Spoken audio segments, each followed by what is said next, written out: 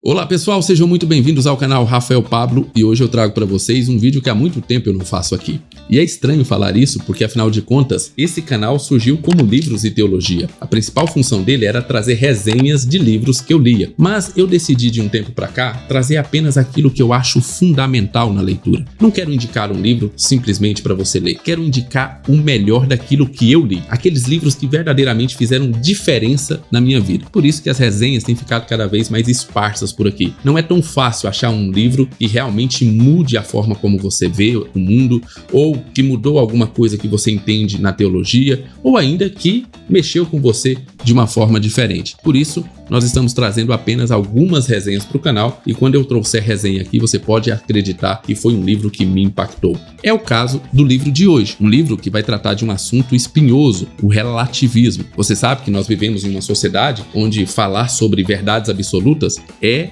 um pecado capital. Você não pode ter verdades absolutas. Tudo é relativo. Cada um possui a sua verdade. E se você tem o descaramento de falar que aquilo que a pessoa está dizendo não é verdade, meu amigo, você é um intolerante. Bem, precisamos de livros, precisamos de autores, precisamos de pessoas para nos ensinar como é que nós, como cristãos, que possuímos uma verdade absoluta, vivemos em um mundo relativo. E é justamente isso que faz Voddie Baucham. E eu vou chamá-lo assim porque vi pessoas chamando ele assim na internet. Então, Voddie Baucham, é assim que vai ser o nome desse autor nessa resenha. E ele escreveu A Fé Cristã sob Ataque, o cristão em uma cultura hostil ao evangelho, aqui pela Pronobis, aquela editora que os batistas podem chamar de sua. É um livro muito interessante, muito instigante. Começou de uma maneira bem equivocada para mim, ou pelo menos assim, eu não consegui vislumbrar o potencial dele logo de cara, mas que depois foi tomando uma proporção que realmente mudou a forma que eu penso sobre determinadas coisas. O livro é baseado naquele texto de Atos 4,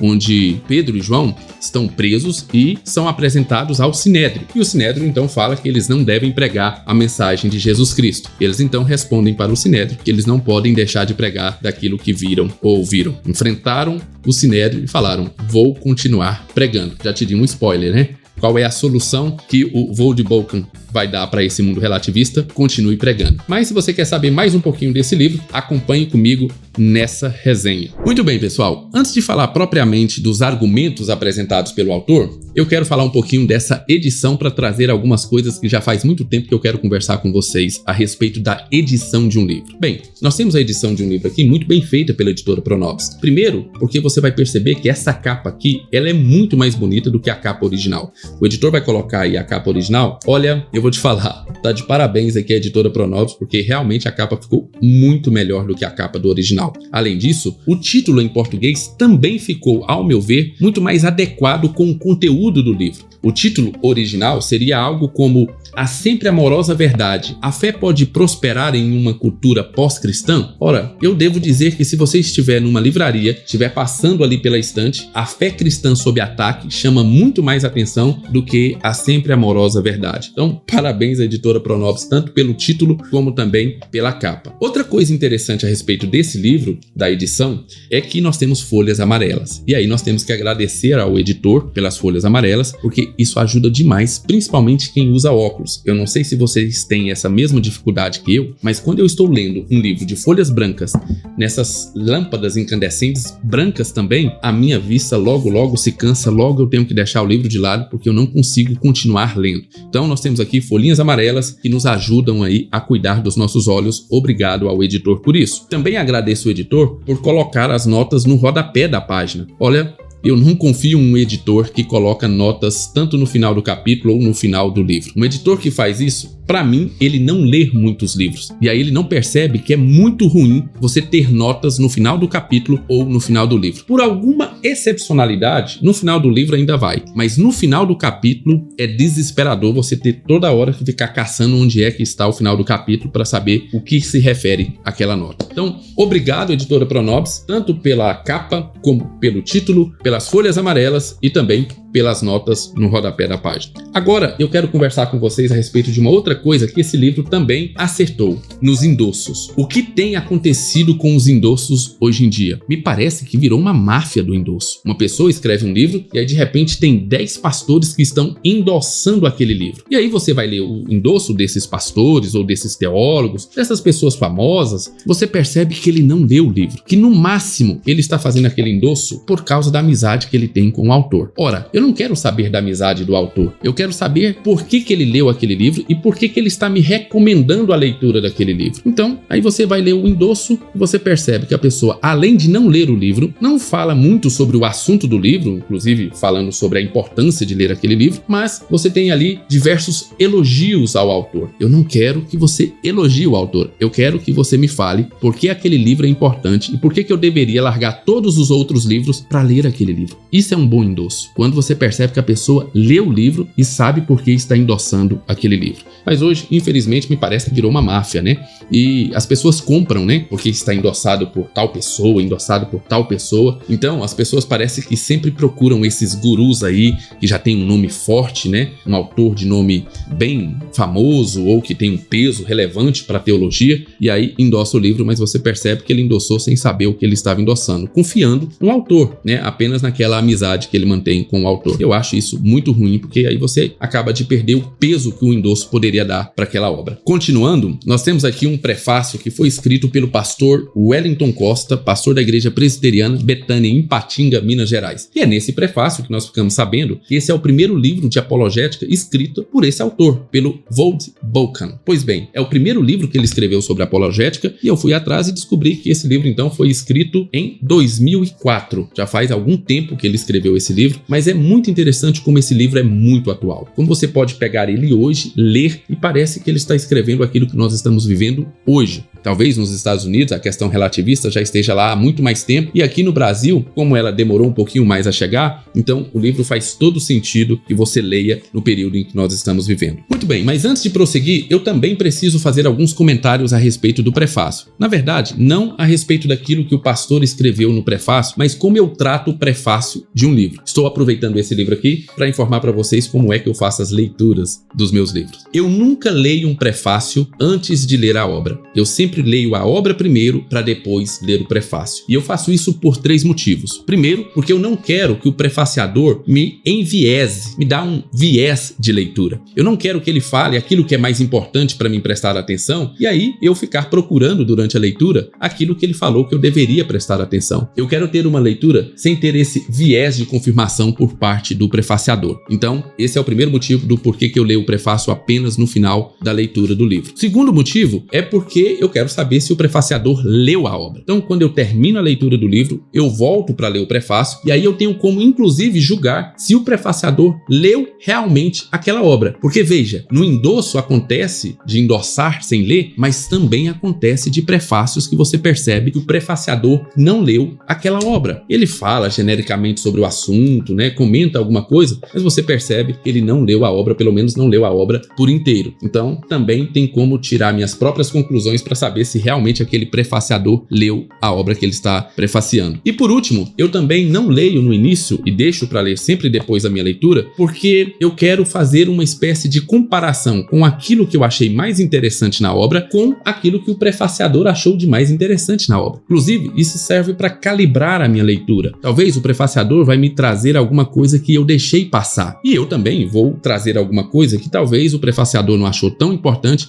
mas que eu achei muito importante. Então, por esses 3 motivos, eu sempre leio o prefácio após a leitura do livro. Nós temos também uma introdução feita pelo próprio autor. E nessa introdução, ele nos fala qual é o objetivo desse livro. Na página 15, ele diz o seguinte: esse livro é o resultado do que parece ser a busca de uma vida inteira pela resposta a essa e outras questões sobre a maneira como nossa cultura nos ensinou a pensar ou a não pensar. Muito do que se tornou prontamente aceito no mercado de ideias não é apenas antibíblico, mas em muitos casos totalmente ilógico. Então nós temos aqui o objetivo do livro. Ele está falando para você que a forma como o mundo está te ensinando a pensar, ou como ele próprio diz, a não pensar, pode estar fazendo com que você seja totalmente ilógico. Você está acreditando nesse relativismo sem perceber que isso não tem lógica alguma. Já no final dessa introdução, nós temos o autor falando a respeito de como nós devemos nos comportar, de como nós devemos saber que existe sim verdade absoluta e como nós devemos nos portar a respeito disso. Afirmo que nada poderia estar mais longe da verdade. Existe um Deus e esse Deus se revelou. Portanto, se temos acesso a essa revelação, temos acesso à verdade, que é absoluta e verdadeira para todas as pessoas, em todos os lugares e em todos os tempos. Isso não dá àqueles que conhecem esse Deus a licença para serem arrogantes, rudes ou desagradáveis. Pelo contrário, os obriga a falar a verdade em amor. Muito bem, assim termina a introdução do livro. E aí, nós temos um livro que é repartido em 3 partes. Na primeira parte, nós temos 4 capítulos, onde o autor vai tratar sobre atitudes pré-cristãs em uma cultura pós-cristã. Depois, na segunda parte, nós temos mais 3 capítulos, onde ele vai traçar uma linha divisória entre aquilo que é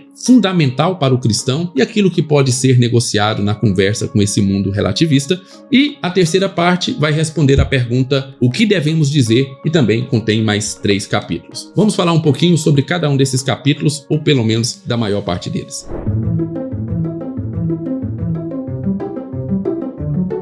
Comecemos então pelo início, pela primeira parte e pelo primeiro capítulo. A primeira parte do livro vai tratar sobre atitudes cristãs em uma cultura pós-cristã e o primeiro capítulo tem como título Quem são esses homens iletrados? Fazendo uma referência ao texto lá de Atos 4. Nós temos então, logo no início do capítulo, na página 24, o autor fazendo uma declaração bem forte. Ele diz o seguinte: os cristãos na América se encontram em um ambiente cada vez mais hostil. Bem, você pode constatar que isso é muito válido aqui para o Brasil. Cada vez mais existe um ambiente hostil ao cristianismo. Afinal de contas, você está pregando uma verdade absoluta em um mundo relativista. Tanto que a mídia, a sociedade e mesmo a universidade vão tentar te convencer a exercer a sua fé, mas apenas na sua intimidade. Olha, tudo bem, você pode ter a sua fé lá na sua casa, na sua igreja, mas por favor, não traga a sua fé nem para a sociedade, nem para a mídia e muito menos para a universidade. É isso que eles estão tentando fazer com os cristãos. Além disso, ele vai falar que existe um inimigo interno no cristianismo, que é o secularismo. Você está vendo o secularismo corroer as igrejas por dentro. Elas adentram as igrejas, transformam as igrejas em verdadeiras empresas. Existia um pastor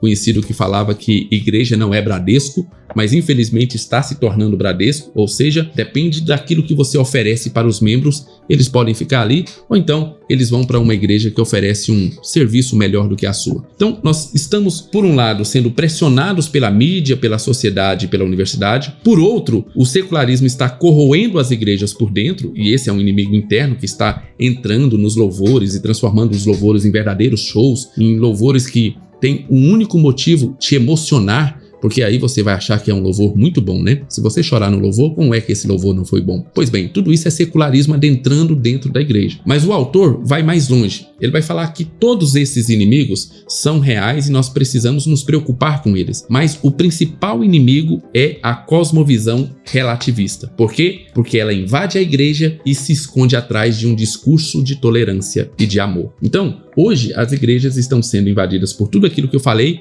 mas o pior deles é o relativismo. É quando você adentra a igreja e percebe que aquela igreja ela é guiada pelo relativismo religioso ou pela tolerância, né? Você não fala nada que possa ofender o irmão, mesmo que a Bíblia esteja falando. Tudo bem, tem uma forma de você falar isso de maneira bem educada para que o irmão não perceba aquilo que verdadeiramente a Bíblia está falando. Então, você esconde ali o texto bíblico por detrás de muitos exemplos e de muitas piadas, muitas vezes, simplesmente para que o irmão não se sinta ofendido com aquilo que o cristianismo traz como verdade absoluta. Além disso, o autor vai concluir que não existe lógica no relativismo. O relativismo é totalmente ilógico e não precisa utilizar religião para isso. Basta você verificar como o relativismo age em outras esferas para você tomar consciência de que não existe lógica no relativismo. Veja o que ele diz aqui um exemplo muito bacana que ele traz na página 32. Ele diz o seguinte: imagine que você acordou hoje e viu essa notícia. Todas as notas de dinheiro foram declaradas iguais. A nota de $100, ele está falando no contexto norte-americano, né? Não é mais valiosa do que a nota de $1. No novo sistema, a única coisa que importa é quem tem o maior número de cédulas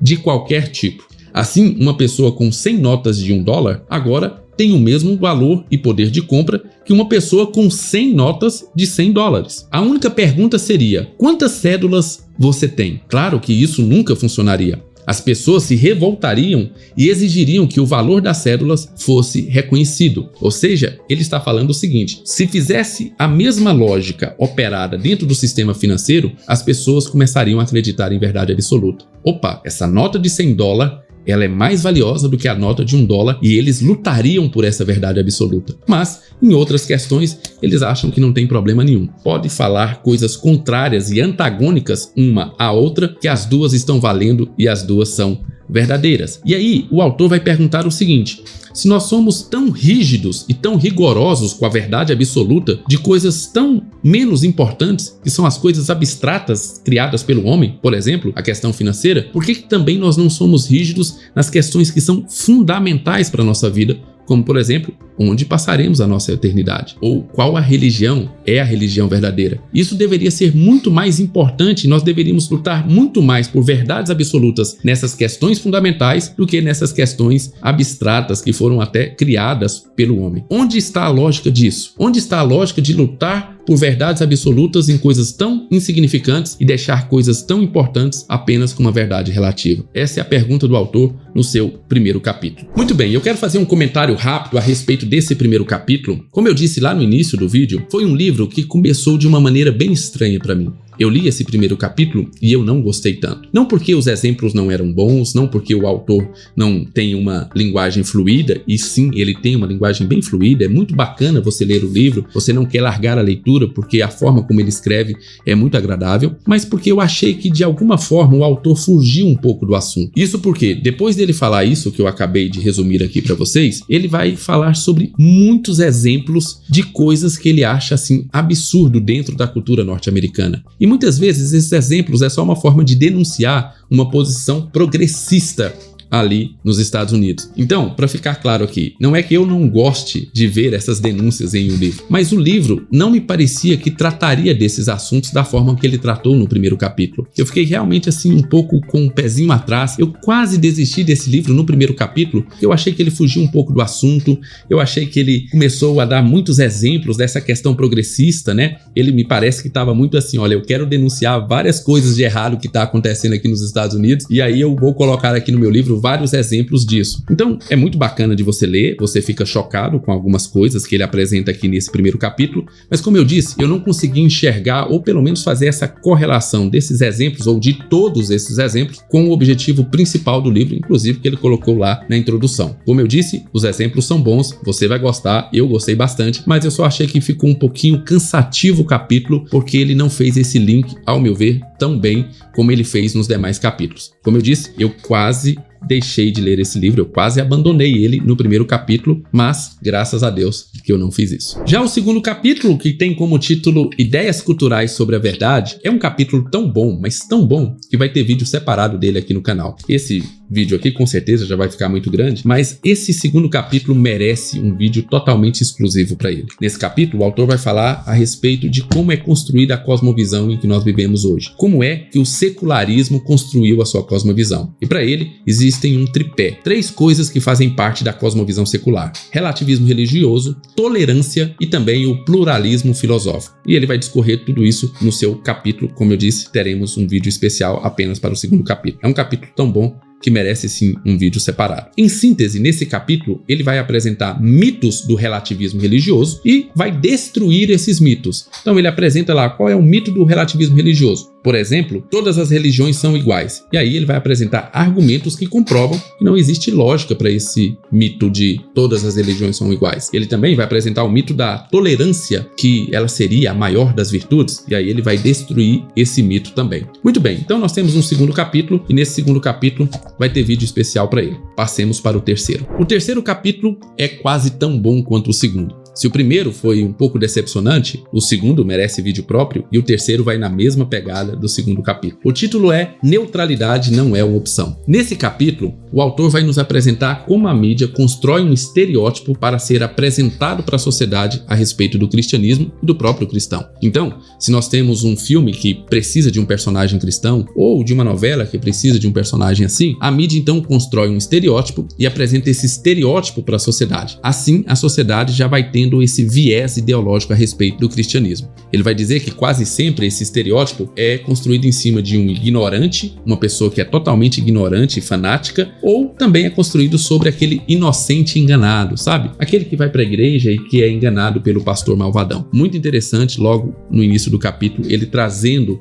esse estereótipo. Mais do que isso, nesse capítulo ele vai tratar de um assunto que é bem polêmico, mas que eu gostei bastante da forma como ele tratou. Ele vai falar sobre teorias conspiratórias, a respeito de será que realmente existe uma questão central tentando destruir o cristianismo, tentando apagar o cristianismo da sociedade? Para o Vold Bauckham, e eu concordo com ele, e tenho certeza que muitos aí não vão concordar comigo, mas eu concordo com o Vold Bauckham, ele acredita que não existe teoria da conspiração, ou pelo menos não nesse nível que as pessoas pensam que existe. Ele acredita que tudo isso que está acontecendo é uma coisa natural do mundo relativista que nós estamos vivendo. Veja o que ele diz aqui na página 68. Ele fala o seguinte: creio que a representação de pessoas religiosas, particularmente cristãos, não é o resultado de alguma conspiração sinistra para deturpar e difamar o cristianismo. É simplesmente uma sintonia da mudança de pensamento que vê o cristianismo como intolerante e ignorante. Logo, o que vemos é um retrato dos cristãos que é alterado pelas lentes do relativismo religioso, da tolerância e do pluralismo filosófico. Isso é o que está sendo implementado na sociedade, mas porque as pessoas estão aderindo a essa visão. Não existe um controle total, ou pelo menos não da forma que muitas pessoas acreditam haver aí nas teorias conspiratórias, das famílias que dominam o mundo. Você vai dizer, olha, eles podem até fazer alguma coisa, mas as pessoas estão ficando cada vez mais relativistas, e quando elas ficam cada vez mais relativistas, elas também vão olhar aquelas pessoas que não são relativistas, como os cristãos, como pessoas ignorantes, e vão tentar cada vez mais extirpar essas pessoas da sociedade. E aí ele começa a fazer uma descrição de vários estereótipos que existem do cristão na mídia. Eu achei isso interessantíssimo. Ele vai listando o estereótipo e dando exemplo, por exemplo, em filmes, novelas ou séries, de como esse estereótipo foi apresentado pela mídia ali naquele filme. Por exemplo, ele vai falar sobre o padre beberrão, lá do Robin Hood. Falar, tá vendo? É um padre, mas era visto como um beberrão, estava sempre bebendo vinho ali e se embriagando. Nós temos também o homem torturado pelas questões éticas ou pelas dúvidas da sua fé, como por exemplo no filme Sinais, lá do Mel Gibson. Um pastor que tinha perdido totalmente a fé porque tinha perdido a sua esposa em um acidente e agora estava sendo questionado e torturado pelas dúvidas que possuía a respeito da sua fé. Nós temos também o católico não praticante, e esse eu gostei bastante porque ele deu o exemplo da máfia, como por exemplo lá em Poderoso Chefão, na família Soprano. Você vai ver que são famílias extremamente religiosas, que manda matar sem nenhum problema, mas que vai na missa no domingo. E nós sabemos que existe isso tanto lá no catolicismo como no protestantismo, onde a pessoa aparece ali no culto apenas para bater o ponto, mas durante a semana faz as piores atrocidades. Lembre-se que existia alguns políticos, protestantes, para a nossa vergonha, que oravam agradecendo a propina que estavam recebendo. Nós temos também o estereótipo do molestador de crianças, que normalmente aparece naquelas séries, Lei e Order, CSI. É sempre um culto muito fanático, E aí você descobre que ali o líder daquele culto é um molestador de crianças ou de mulheres. Temos ainda o evangelista espertinho da TV, aquele que passa a lábia nas pessoas para arrancar o dinheiro delas. Esse não precisa nem do mundo fictício. Nós temos aqui no Brasil vários aí pela TV no mundo real. Parece ficção, mas é real. Nós temos ainda o crente extra invisível. Esse eu gostei bastante de como ele colocou esse estereótipo e como ele aparece constantemente, principalmente nas novelas aqui no Brasil, que é aquela pessoa que aparece, o cristão ou o sacerdote ou o pastor,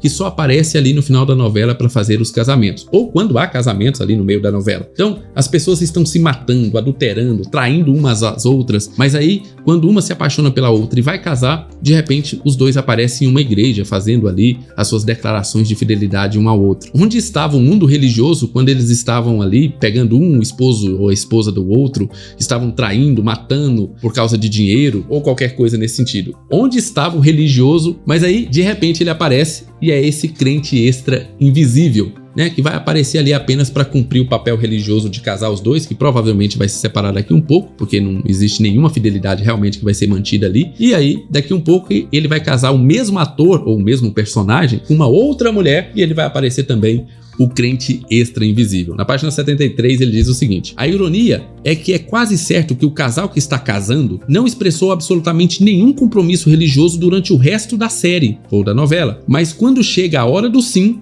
entra o pregador. O casamento é apresentado em filmes e na TV como um empreendimento completamente secular, mas deve haver um grande casamento tradicional. Os personagens podem passar por uma série de maridos ou esposas, mas toda vez que se casam, eles passam pelo ritual vazio de um casamento tradicional, cristão, além dos votos que fizeram e quebraram 6 ou 7 vezes na mesma série antes. Gostei bastante de quando ele trouxe esse personagem, é realmente um personagem muito utilizado nas novelas e nos filmes. Nós temos ainda o autor nesse capítulo, no capítulo 3º, falando sobre a estratégia da mídia quando ela vai levar cristãos em programas jornalísticos. Quando o cristão precisa opinar e ele é trazido então ao programa jornalístico, o que acontece com esse cristão? Na maioria das vezes, eles não vão levar aquele cristão sensato, aquela pessoa que sabe dialogar, que tem posições firmes, mas que apresenta bons argumentos. Normalmente, eles vão levar aquela pessoa que é o intolerante, aquela pessoa que até os cristãos olham e não dá vontade de gostar. Você até concorda com o que ele está falando, mas gostaria de não concordar com ele, porque a forma como ele faz isso, ou muitas vezes as opiniões tão exacerbadas e fora mesmo das escrituras, é utilizada apenas para chocar. E aí, obviamente, é um prato feito para a mídia dizer que todos os cristãos são igual àquela pessoa que está aparecendo ali. Muito bem, a conclusão desse capítulo, desse 3º capítulo, é o autor reafirmando que ele não acredita em uma teoria conspiratória, mas que ele acredita que é uma mudança cultural que está acontecendo no mundo e que os cristãos precisam se adaptar no sentido de aprenderem a pregar o evangelho nesse mundo relativista. Na página 82, ele conclui o capítulo dizendo o seguinte: deixe-me reiterar, não estou pedindo que a TV mude. Eu realmente acho que há um momento e um lugar para a prestação de contas da indústria de TV e cinema. Mas esse não é o objetivo aqui. O objetivo desse capítulo é esclarecer os fatos. Os cristãos são retratados negativamente na mídia. Não há como negar. Além disso, mudar essa questão envolve muito mais do que apenas fazer as pessoas terem medo de continuar fazendo isso. Esse é um problema que vai no cerne de onde nós chegamos como sociedade. O relativismo religioso, a tolerância e o pluralismo filosófico não deixam espaço para o cristianismo bíblico. Portanto, o retrato dos cristãos como tolos de mente fechada não é uma calúnia intencional, é apenas um reflexo da realidade percebida. O capítulo 4 é um capítulo muito pequeno e tem como título Não use esse nome. É o menor capítulo aqui do livro. E ele só vai argumentar que você pode falar sobre Deus, sobre energia cósmica, até Deus num sentido cristão, mas desde que seja uma coisa mais impessoal, você pode falar. Mas quando você fala, por exemplo, Jesus, aí a coisa pega. Ou seja, Jesus está se tornando um nome totalmente proibido. Isso seja na questão política, seja na questão das mídias e principalmente na questão da educação. E ele vai trazer diversos exemplos aqui de pessoas que tiveram sérios problemas apenas porque professaram a sua fé em Jesus Cristo numa questão pública. Isso trouxe muitos problemas para essas pessoas. Tem aqui na página 87 e 88 vários exemplos, pelo menos uns 5 exemplos, onde ele conta coisas absurdas que aconteceram com pessoas que simplesmente utilizaram o nome de Jesus. Isso aconteceu lá nos Estados Unidos, mas nós sabemos que também pode acontecer por aqui. As pessoas não toleram o nome de Jesus. Me lembro de uma vez de um pastor falar que o mundo não é anti-Deus, mas ele é anti-Cristo. Ou seja, não tem problema você falar em Deus, eles até toleram, porque cada um pode até ter o seu Deus diferente, mas quando você fala o nome de Jesus, você chama as pessoas para a briga. É um capítulo pequeno, porém muito interessante, que deve ser lido principalmente por causa desses exemplos, e você vai conseguir fazer alguma correlação com coisas que acontecem aqui no Brasil. Então, vai chegar em algum momento, tudo isso que está lá nos Estados Unidos, lá em 2004, vai chegar da mesma forma aqui no Brasil, de maneira muito severa, e nós devemos estar preparados.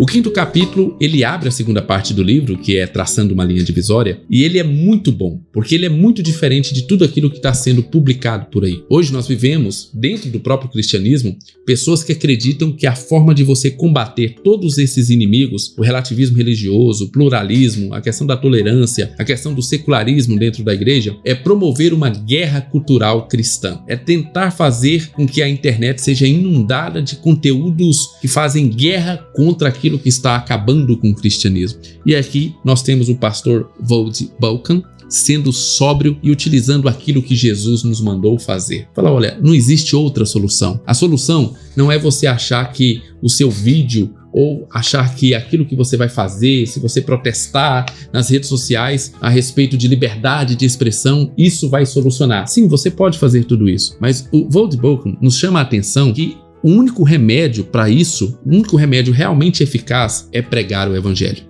É por isso que esse quinto capítulo tem como título Devemos Pregar. E aqui nós temos o autor defendendo a pregação do evangelho como solução para todos os problemas da igreja. Olha só que absurdo, né? Um autor cristão defendendo que pregar o evangelho, o verdadeiro evangelho de Jesus Cristo, é a solução para a igreja. Enquanto tantas pessoas estão tentando correr atrás de tantas outras coisas, imaginando que essas outras coisas vai solucionar os problemas da igreja, não. Nós temos aqui um pastor falando, pregue o evangelho.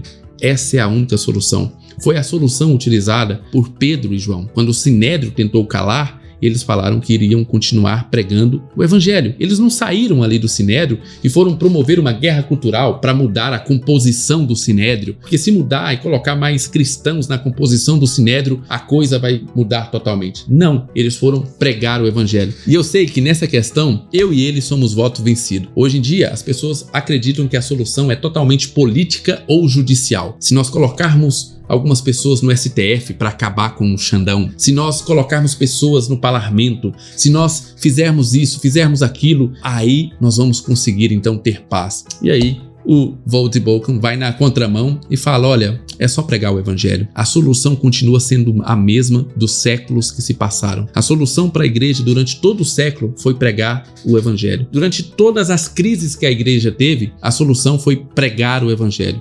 E aí ele traz aqui falando exatamente sobre isso. E aí ele vai falar algumas coisas que hoje as pessoas acreditam. Por exemplo, se aquele ídolo, muito famoso se converter ao cristianismo, e tem muitos ídolos se convertendo ao cristianismo, pois bem, então nós vamos ter aí uma conversão em massa. Não, nós vamos ter uma porrada de seguidores que estão vendo no seu ídolo ir para algum lugar e eles vão também, mas se aquele ídolo sair daquele lugar, eles vão sair também. Não são convertidos de fato, pelo menos a maior parte deles. Então, a solução não é que um ídolo muito importante, alguém muito conhecido e famoso se converta ao evangelho e isso vai arrastar as massas para o evangelho. Não, vai arrastar as massas para dentro da igreja, mas não vai arrastar as massas para o verdadeiro evangelho. Também vai criticar, e olha só, é ele que está criticando, viu? Brigue com o autor. Ele vai criticar a questão dos cristãos acreditarem no mito do salvador político. Se nós colocarmos o presidente cristão, se nós colocarmos o presidente do STF cristão, se a gente conseguir manipular para que o Senado e a Câmara dos Deputados tenham só cristãos,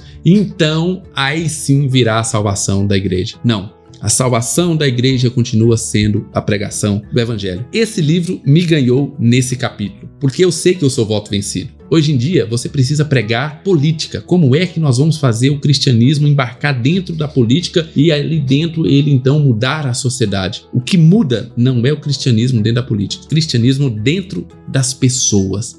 Então, se nós mudarmos a forma de enxergarmos, pararmos de gastar tanta energia com outras coisas e gastar energia com a pregação do evangelho, sim, nós teremos uma sociedade diferente. Pelo menos é nisso que acredita Voddie Baucham e é também aquilo que eu acredito. Ele vai falar aqui nesse capítulo ainda a respeito ali da grande comissão e pessoas que acreditam em algumas mentiras do tipo, não, a grande comissão não é para nós, era só para os apóstolos, mas aí ele vai dizer, olha, se a grande comissão era só para os apóstolos, a promessa da grande comissão também era só para os apóstolos. Lembra da promessa? E eis que estarei convosco até o final dos séculos. Pois bem, se a comissão é só para os apóstolos, essa promessa também seria só para eles. Então, não faz sentido. Também, aquela mentira de que a gente pode pregar pelo nosso estilo de vida. Do tipo que o seu vizinho vai olhar a maneira como você corta a grama ou como você acaricia o rosto da sua filha ou da sua esposa, e ele então vai ter um lapso e falar: eu preciso virar cristão. Olha só que vida que esse cristão tem. Também é uma mentira que o diabo tem tentado utilizar para que as pessoas fiquem de boca fechada. A pregação do evangelho envolve você pregar, falar. Tem um livro muito bacana do Iago Martins que fala a respeito disso, né? Você não precisa de um chamado missionário, e ele vai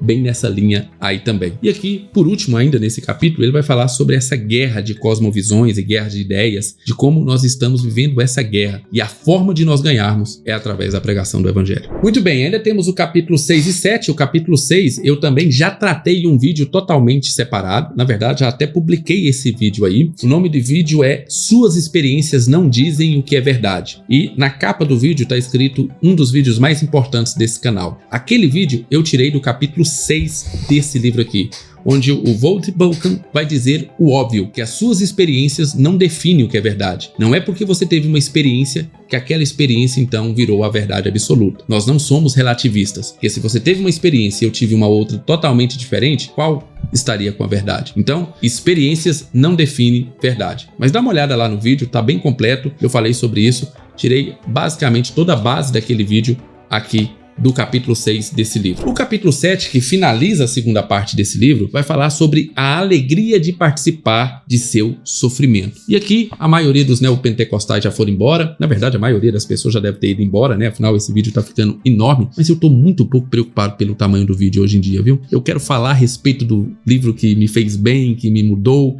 Então, para aqueles corajosos e guerreiros que ficarem até o final, obrigado pela sua colaboração. Bem, nesse 7º capítulo, nós temos aqui o Voddie Baucham defendendo a ideia base do cristianismo, que sim, cristãos vão sofrer, que essa ideia de cristianismo vitorioso, que se você é cristão, nada de ruim vai acontecer com você, ou se acontecer uma coisa ruim, é na verdade para te dar uma coisa muito melhor lá na frente, não é uma ideia cristã, não é uma ideia bíblica. Muito pelo contrário, durante todo o Novo Testamento, nós tivemos diversos avisos do próprio Cristo e dos seus discípulos que aqueles que seguissem a Cristo estariam sujeitos a sofrimento. Na verdade, o normal do cristão é ser perseguido e sofrer por causa de Cristo. É assim que está nas Escrituras. E não importa o malabarismo teológico que o seu pastor está fazendo para fazer você acreditar que a sua vida vai ser uma vida vitoriosa em todos os sentidos, basta você crer nisso e pronto. Não importa. A Bíblia não diz isso. A Bíblia diz que provavelmente, se você vai seguir a Cristo, de alguma maneira você vai ser perseguido,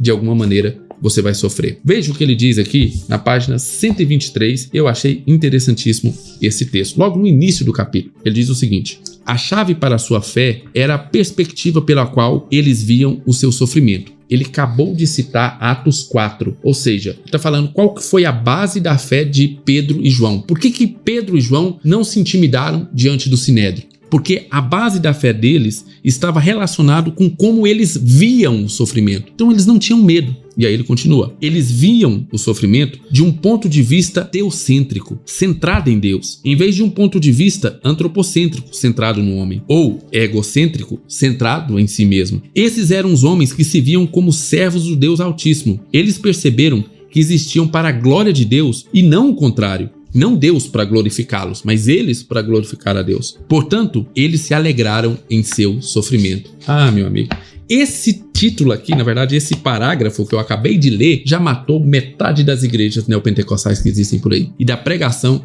que é feita todo domingo a respeito disso. Mas aí ele vai continuar na página 125. De alguma forma, compramos o mito de que pertencer a Cristo é o equivalente a receber um cartão de saída livre do sofrimento. Mas essa crença simplesmente não é verdade. A Bíblia descreve um quadro de sofrimento bem diferente. Na verdade, o Novo Testamento promete sofrimento para aqueles que seguem a Cristo. E aí ele vai trazer inúmeros textos, tanto do próprio Cristo falando que aqueles que seguissem a ele enfrentariam sofrimentos, teriam sofrimentos e perseguições, quanto do apóstolo Paulo. Do apóstolo Paulo, ele trouxe aqui uma série de versículos, principalmente ali baseado em 2 Timóteo, a última carta do apóstolo Paulo, e é muito interessante se você entender o contexto. Paulo estava escrevendo para Timóteo e falando para ele a respeito do que era ser servo de Cristo. Mas aparentemente estava dando a impressão que Paulo não queria que Timóteo seguisse a Cristo, porque ele vai ser muito sincero com Timóteo, vai falar: Timóteo, olha, você vai seguir a Cristo? Veja o que te espera. Mas era uma carta tentando convencer Timóteo Timóteo, ou pelo menos animar Timóteo a continuar, a perseverar em Cristo. Mas aparentemente a carta iria desanimar Timóteo, porque quando Timóteo visse a quantidade de coisas que ele teria que suportar por amor a Cristo,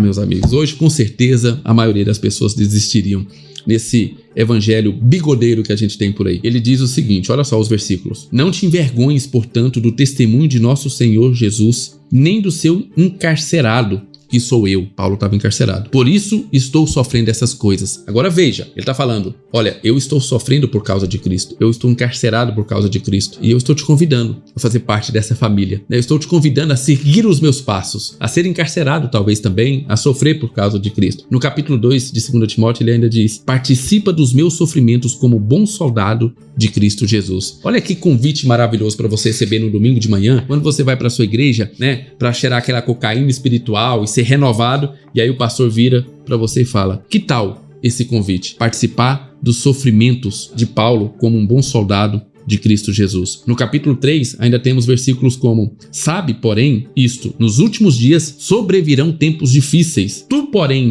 tens seguido de perto o meu ensino, procedimento, propósito, fé, longanimidade, amor, perseverança, as minhas perseguições e os meus sofrimentos. Olhe para mim, Timóteo. Veja o quanto eu sofro por amor a Cristo. Olha, eu poderia ficar aqui mais muito tempo falando a respeito desse livro. Não vou comentar absolutamente nada da terceira parte do livro, quando ele vai falar sobre Jesus, sobre as Escrituras, que é fenomenal, mas é um livro que eu poderia ficar muito tempo conversando sobre ele, porque Voddie Baucham foi, assim, tão conciso e ao mesmo tempo tão direto naquilo que eu acredito que deve ser a nossa postura em relação ao mundo relativista, que é uma postura de pregar o evangelho, de ser perseguido, não tem problema, vamos sofrer, mas vamos pregar o evangelho. Então, fica aqui a minha forte indicação para que você leia A Fé Cristã Sob Ataque, do Voddie Baucham, o cristão em uma cultura hostil ao evangelho. Editora Pronobis, muito obrigado. Eu comprei esse livro, viu, pessoal? Mas obrigado por publicar esse livro. Obrigado porque ele transformou a minha maneira de pensar, ele me motivou, ele me trouxe a fé novamente a respeito de sofrimentos, a respeito do relativismo, a respeito de pregar o evangelho. Muito, muito obrigado, Editora Pronobis. É isso, pessoal. Ficou interessado nesse livro? O link vai estar lá embaixo. Comprando por esse link você ajuda o nosso canal. Aqueles guerreiros que chegaram aqui no final desse vídeo, muito obrigado. Deixe o seu like. Fiquem com Deus. Um grande abraço e até o nosso próximo vídeo.